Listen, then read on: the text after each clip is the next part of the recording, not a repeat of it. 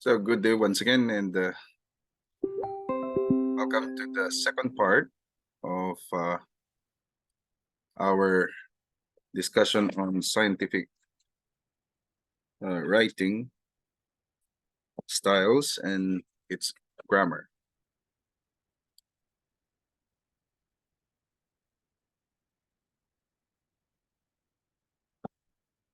So we begin with proofreading.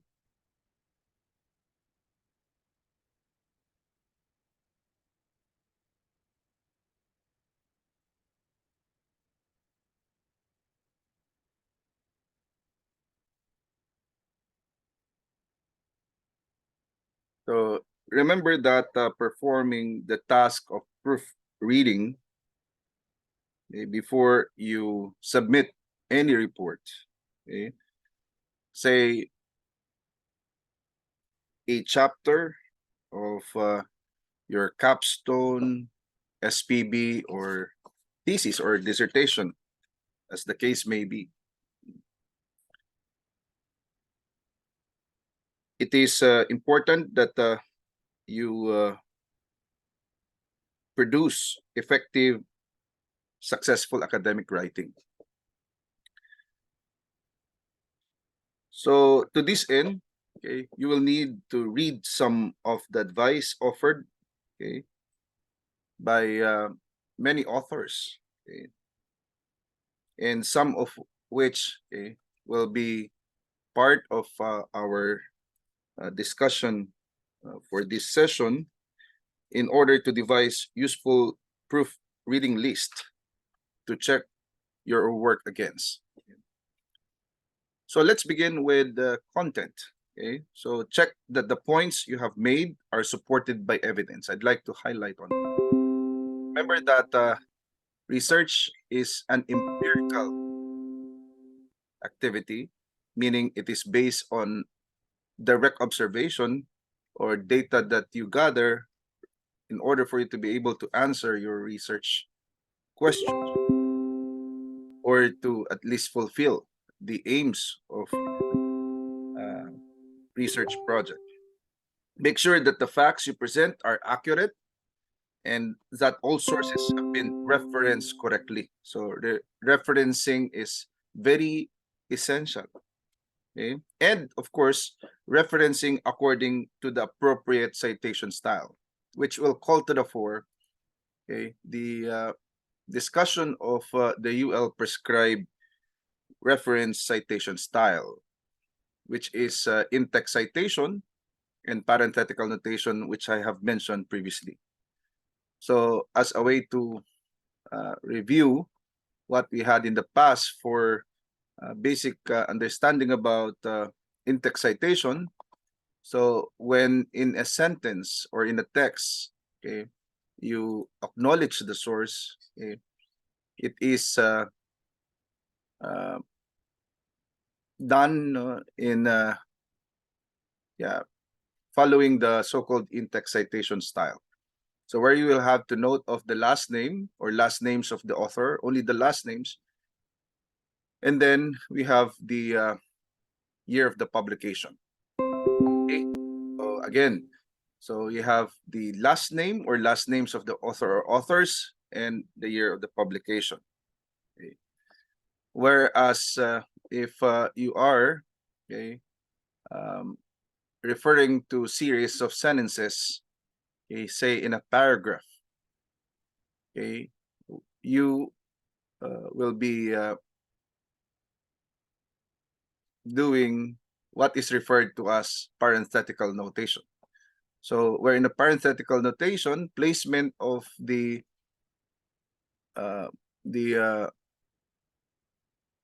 reference information, such as the last name and the year of the publication, is placed inside the parenthesis after the period, okay, of the last sentence in a series of sentences, or say period after the paragraph. So that is parenthetical notation. Okay, so as to the content of the text, okay, here are some important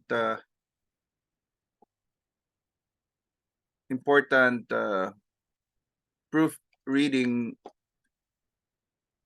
guides, okay, as follows. Number one, the text is written in an objective manner, okay, meaning you have to put the minimum, okay, any subjective discussions, and in order for you to be able to zero in on the more objective, okay, discussions, okay, supported by data, and of course other means by which you uh, uh, triangulate, okay, your data, okay, in pursuit of uh, validating, okay, your primary data. Then we have the text is structured appropriately. So it is very essential, it is very important that you have to follow the prescribed layout and format, okay, and that it has to be also observing guidelines in effective writing, particularly insofar as the three important principles, such as principle of unity, coherence, and emphasis. And then we have the examples are relevant. Okay? So it is important to have for illustration purposes, okay, examples that which will uh, substantiate, okay, on the premises that you lay down or the claims that you provide, okay, in your discussions. All sources have been referenced correctly. Okay, so it is equally essential to have all the references in the proper and right, okay, way. Okay, not only the style but also the information that you provide, because you see, you do referencing because you also would like to give, okay, assistance to your readers, okay, in validating your references, okay. So if you give them the wrong information, they might not be able to validate your work, validate the the discussion, okay, the premises that you provide in your text. So you have to provide, okay, the correct, okay, reference information.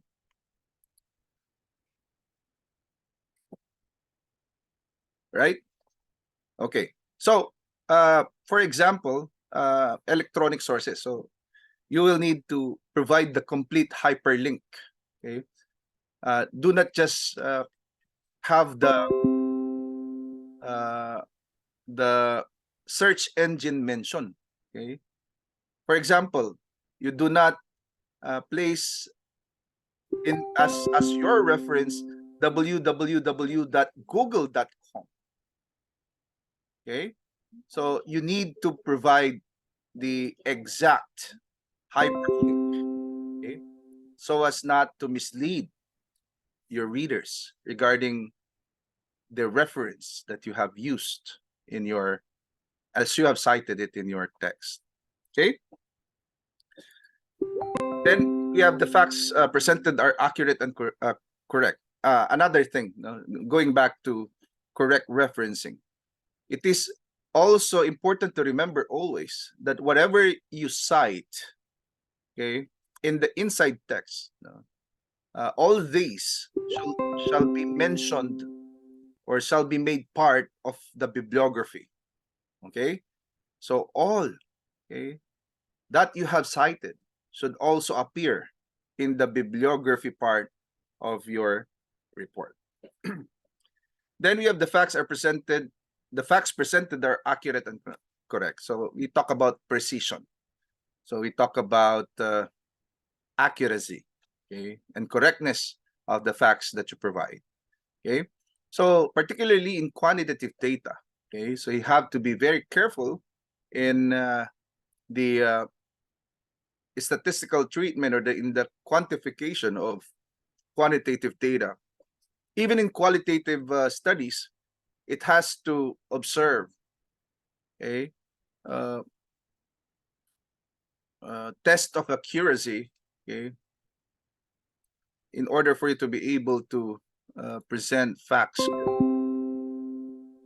So that will be insofar as content of the text is concerned.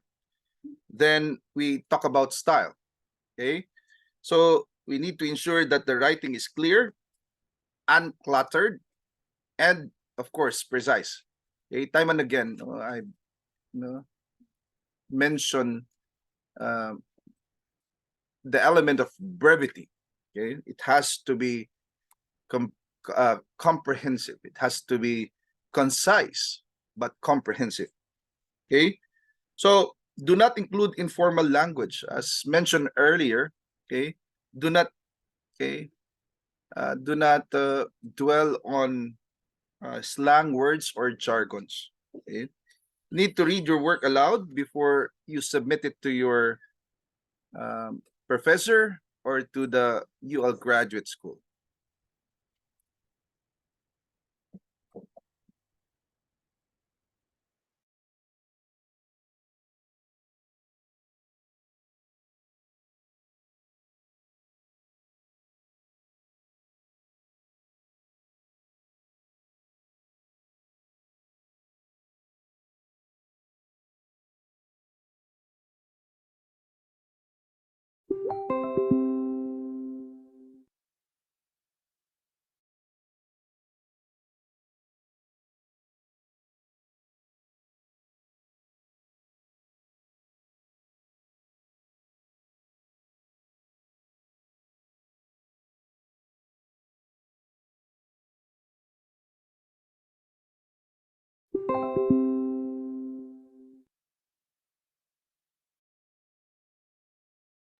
I do that too.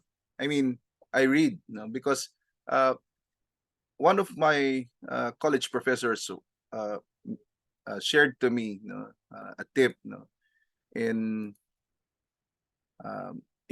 so far as proofreading is concerned. Reading aloud your work, will somehow uh, give you an idea, okay, which sentences, uh, which statements uh, are are erroneous or are stated incorrectly. You call that euphemism when it doesn't sound good. There must be something wrong with the way it was framed. So uh, if you have uh, if you are not so sure about the uh, the framing of uh, the sentences, the discussion that you have, part of the text that you do, okay, okay, you may read it aloud and to assess whether the the sentence when read aloud, makes sense, or okay, it is pleasant to the ear. Okay, so uh, it is important to check, and actually it makes sense, and is very critical for an academic paper to be reviewed, or assessed, okay, in order to ensure that even syntax and semantics are in order. Okay, so as to style, we have some of the following important considerations.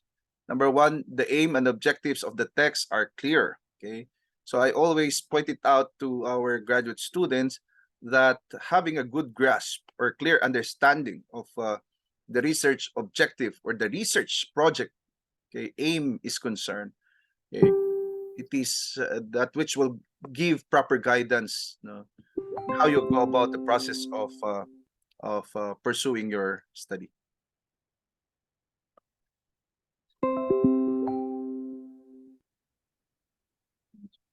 No. So next we have your meaning is clear throughout the piece. So it should be something that will not uh, present double meanings or um, unclear, okay, unclear messages. Okay, it has to be stated in a straightforward, okay, understandable manner. Okay. Next, the text is signposted and fluent. Okay, so meaning you follow certain order. It has to be logical. It has to be fluid. Okay, so it has to also observe, as I mentioned previously, unity, coherence, and emphasis. Okay? So any informal language has been removed. No? So slang or jargons are eliminated in the process, and much as possible, provide a meaning that is clear to all. Remember that the ultimate crucible of test, insofar as the quality of your research report is concerned, is that the readability or the comprehensiveness. Sorry, not the comprehensiveness, but the uh,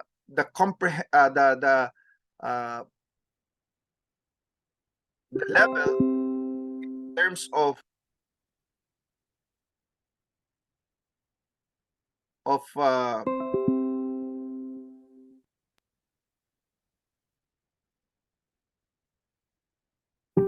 in terms of comprehensibility, okay, by your readers, okay, should be at should be in the level of an ordinary reader.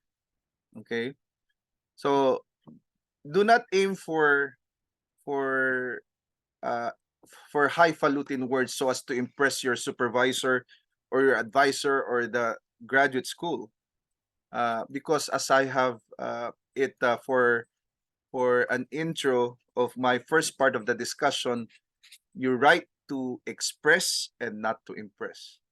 Okay, so it has to be following the academic style of writing. Okay, and of course, part of it is the tense is consistent. Okay, remember this. Okay? I'd like you to listen intently to this. Now, for MIT, for MBA as well. Okay, including Master in Education. Okay, um, where you are required of the outputs, particularly, okay, um, capstone project, okay, for MIT, SPB for MBA, and action research, okay, for Med, okay, where you are required to have a one-time presentation of your work. Okay, the report automatically, okay, the report that you submit, okay, to the UL Graduate School, okay, for purposes of oral presentation, okay, slash defense, okay, should be in the past tense right away because you submit the complete manuscript, okay, and it's only a one-time requirement, for these three programs. But for the other programs, MPA, MSc, MAN, MAED, even the doctoral programs that we have. Okay, it is on a three-part, three-stage oral presentation. So we're in the first stage, okay, or the first phase of oral presentation, which is the proposal presentation stage. Okay, the tense of the verb. Okay, huh? Hold on for a second.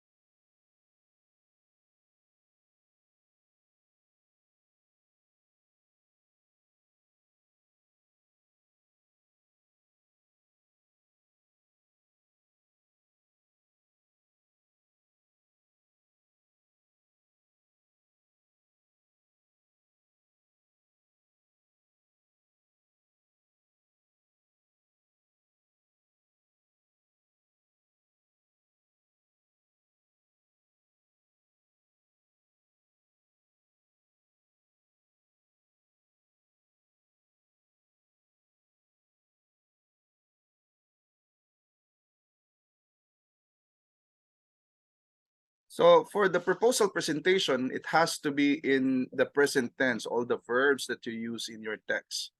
So for the MAN, MPA, okay, when you submit to your advisor your initial output covering the first three chapters of the UL prescribed report, remember to have the tense in the present or future tense. Okay, right? Well, for MIT, same.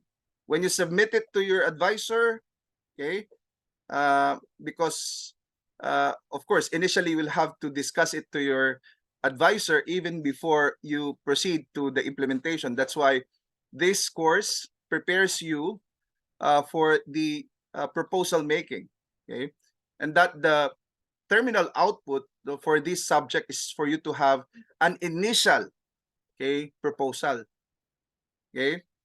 That proposal may not be the same proposal that you have, but it's giving you some sort of a hands-on experience, a first-hand experience on how to go about the process of proposal making. Okay, but uh, if you deem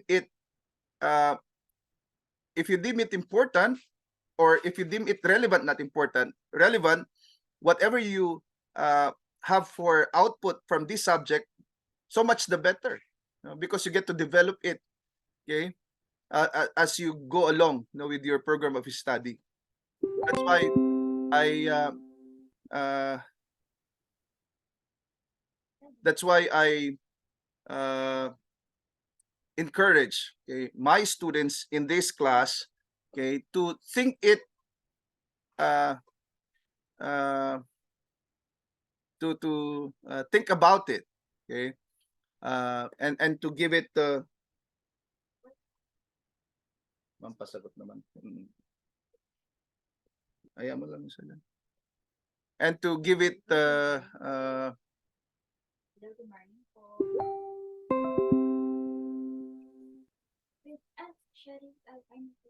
pinasabi mo, pinasagot ko, nagkaklase ako. To give it much of attention, okay, and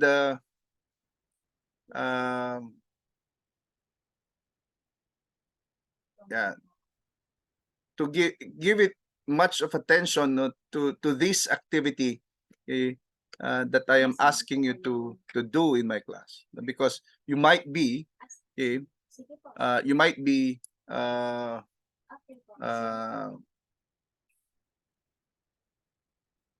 sorry, you might be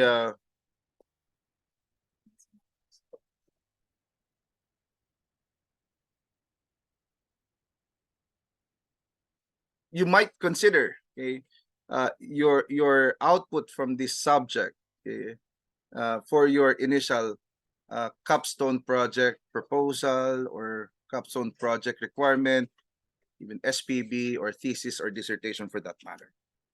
Okay, then the length of sections is balanced. Okay, so at UL, you see, there's no hard and fast rule, when it comes to how many words, how many pages, but more or less, okay, we know what will constitute, okay, a well written output. For example, okay, for chapter 1, okay, the problem and its background, okay, we begin with the rationale. So rationale usually is consists of about 8 to 10 pages, okay, for discussion, because you will need to, of course, observe the deductive reasoning, especially for quantitative studies. Okay, so it has to be in about 8 to 10 pages. Okay? And in total, we have about 25 pages for the entire first chapter. So if that would be the number of pages for the first chapter, you must have to have more or less 25 for review of related literature, which is the second chapter, and the third chapter usually has the least number of pages, which is about 10 to 12 pages, more or less. Okay, so that will be for the proposal presentation. Okay, so that is to begin our discussion about proofreading on the content and the style of writing. Let me proceed to the next. Okay, so then we talk about grammar. Okay, so use a good grammar reference book. Okay, for example, that of Strunk in 1979, entitled "The Element of Style," if you can find one. Okay, third edition, to check your writing. But there are lots, okay, of available reference material, okay, which you can use for basis of good grammar. So taking extra care to ensure correct grammar before you submit writing, okay, submit your written requirement, okay,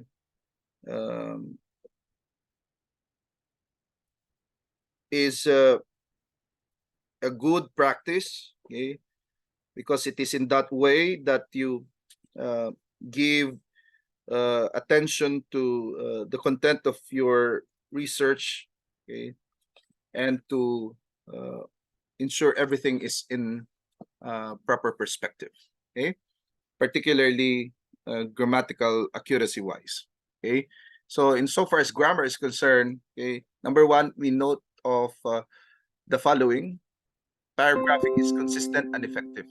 Okay, so it has to be consistent, it has to be effective. Okay, so it should be clearly and accurately framed. Okay, logically done. Okay. Then we have all grammar checker suggestions have been dealt with. Okay, so there are lots. No? There are even free grammar checkers, okay, in the net. Even in Word, you have like basic grammar check. The text has been read aloud and is free from errors. That this is what I was referring to earlier. You need to read it aloud. If it doesn't sound good, there must be something wrong. In most cases, in most instances, that is right. Okay, you must trust your instinct. You know? So if if it doesn't sound good, okay, when you read your text, then there must be some flaws. Okay, there must be some flaws. So you need um, to have it checked right away. Okay, so also spelling and punctuation. Okay, so spelling and punctuation. So poor spelling and typographical error detract from the quality of your written output. So therefore, always double check, okay, your writing, okay, for some mistakes by attending to your diba? In Word, okay, Word file, okay, there are spelling suggestions, for example. So don't forget to turn on your automatic spelling something something in Word. So you need to turn it on so that it prompts to you if you have uh, any misspelled words in your text. Okay, spell checker. Okay, spell checker. Okay, but be very careful, no? Because sometimes it uh, can be tricky because you see there's like variation when we deal with American English and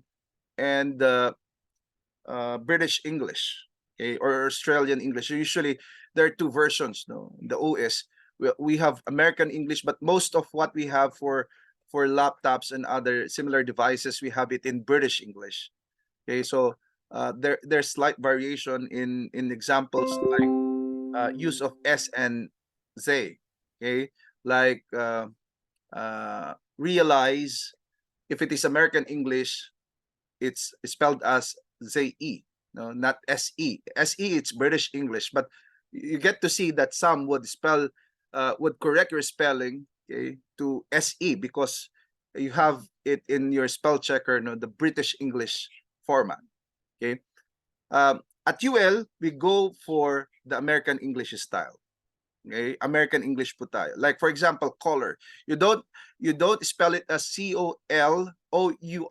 You spell it as COLOR. Okay? In like manner, uh, you don't spell uh, you don't spell uh, uh,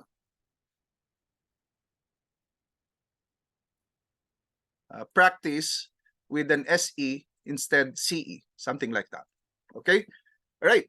So talking about spelling and punctuation in the text, there ought to be no typos. Okay, so all typos have been corrected. Okay, number two, the text have been spell checked. Okay, the number three, a separate check has been made for specialist terms and subject specific words. For example, in science, in science. Okay, for example, we talk about scientific names. Okay, you need to have it in the right format. It has to be uh, italicized, okay, and of course, the spelling is correct. Okay, or in technical terms like uh, the one that you have in computer science, okay, or in say business, so it has to be consistent with the correct spelling.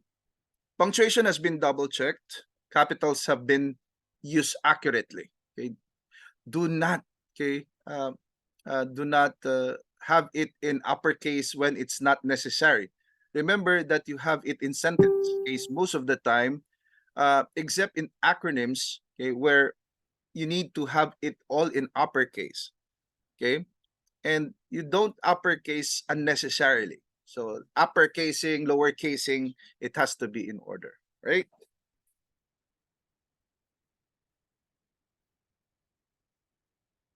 So moreover, as to presentation of text, okay, make sure that the presentation of your work is clear and accurate. Okay? So you will create a good impression, okay, with your examiners, okay, or readers for that matter, if you take to adopt a meticulous and scrupulous approach, okay, to the presentation of your writing.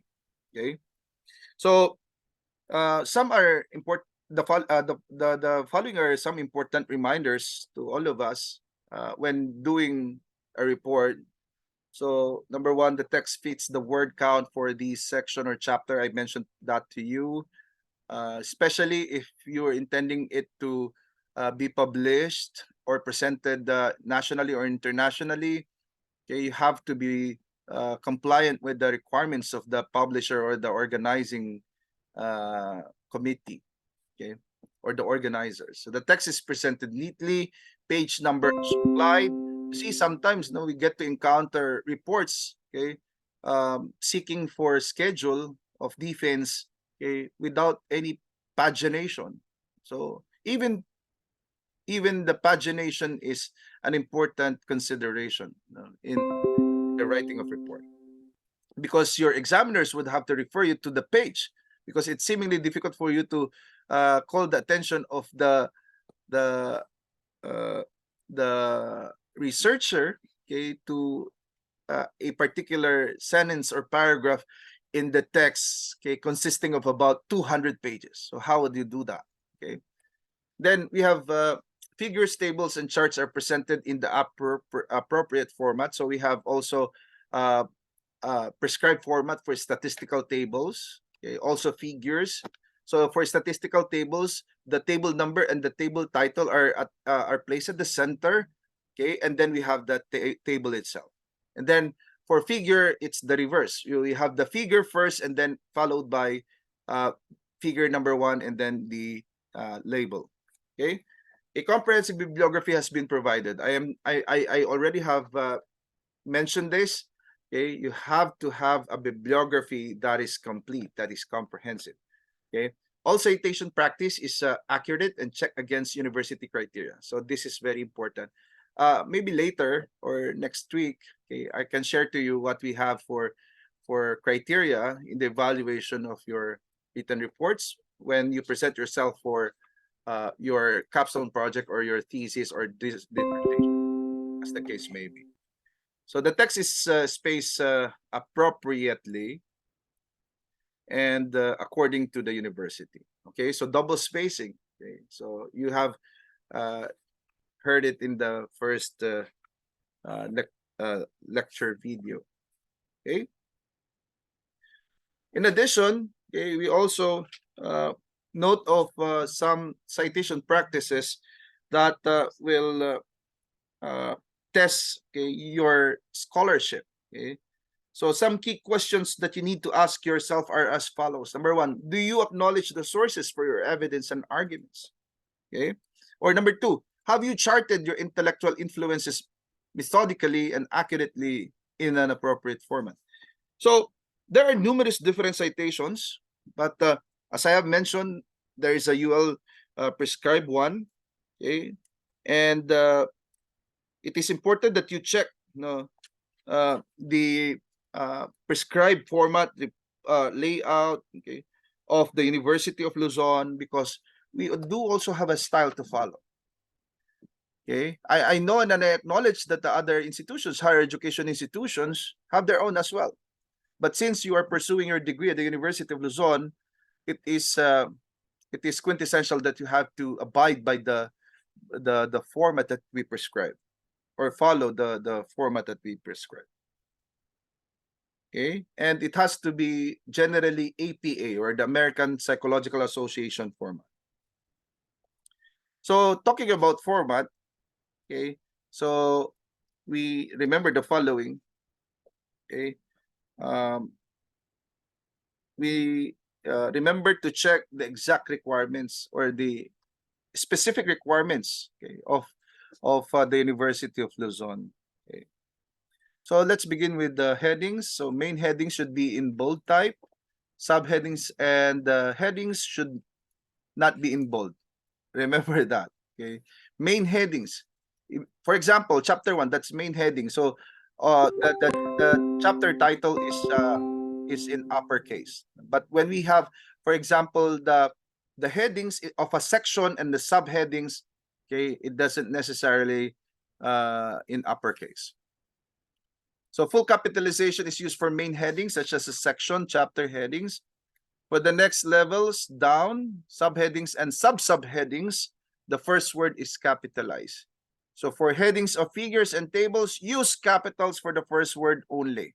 Okay, and the table number and title are placed above a table. The figure number and the title is placed below figure. I already have mentioned that. So next, we talk about illustrations. Okay. So give each figure and table a number which should be informative title. It has to be something that will give a hint on what the data that you have presented in the table are. So use sentence case capitalization for the first title. So make sure that it has a clear purpose.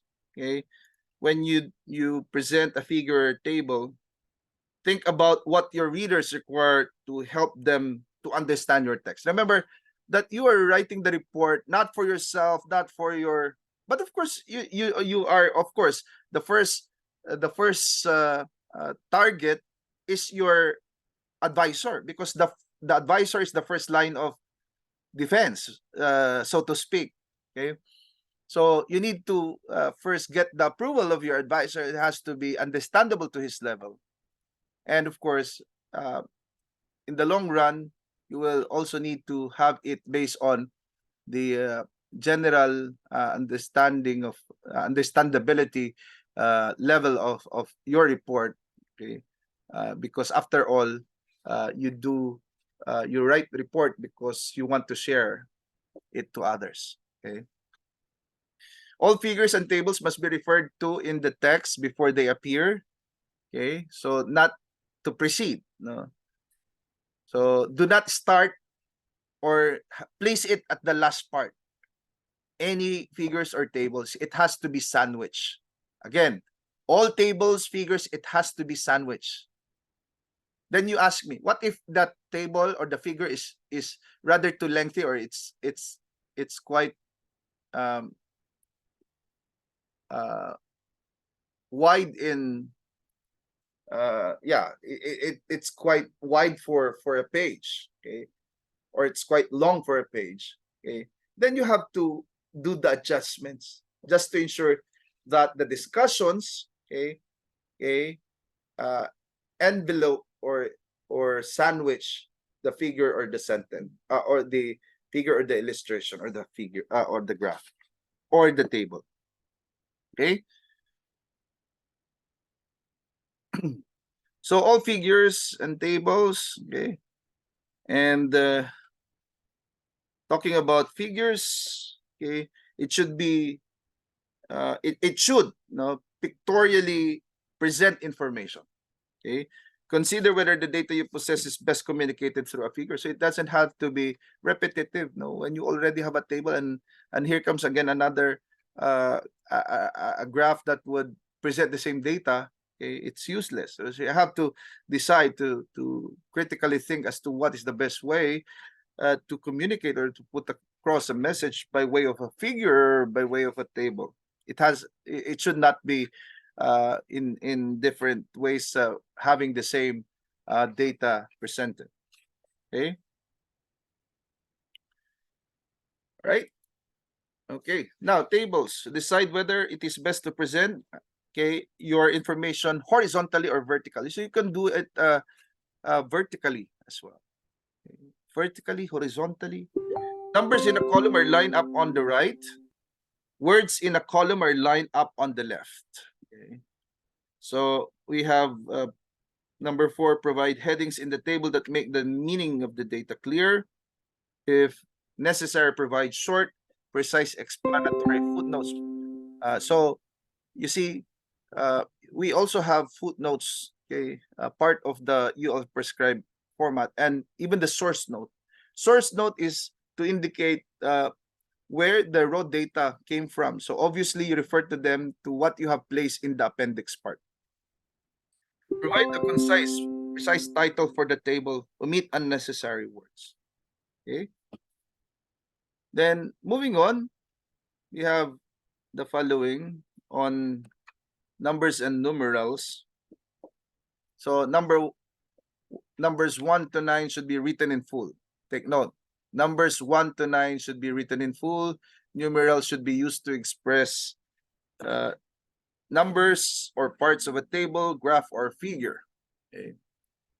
If a sentence begins with a number, the number should be written in full, or the sentence should be rewritten so that the number does not begin it. Okay. So whenever you are recording mathematical or statistical data, fractions, decimals, ratios, and percentages, numerals should be used. Then we have numerals are used to express page numbers or parts of a table, graph, or figure. If a sentence begins with a number, the number should be written in full. Okay. Parang nadoble lang. So, okay. All right. The last one, right?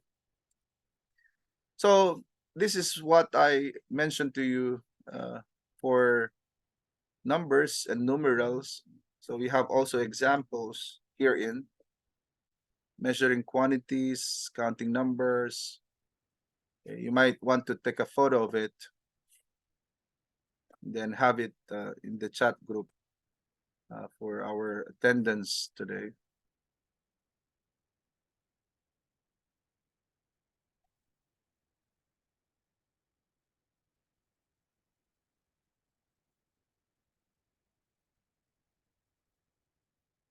Good day, everyone, and welcome to another session on feasibility. Okay, so I guess that's all for the second part of the discussion on scientific writing style. Have a good day, everyone.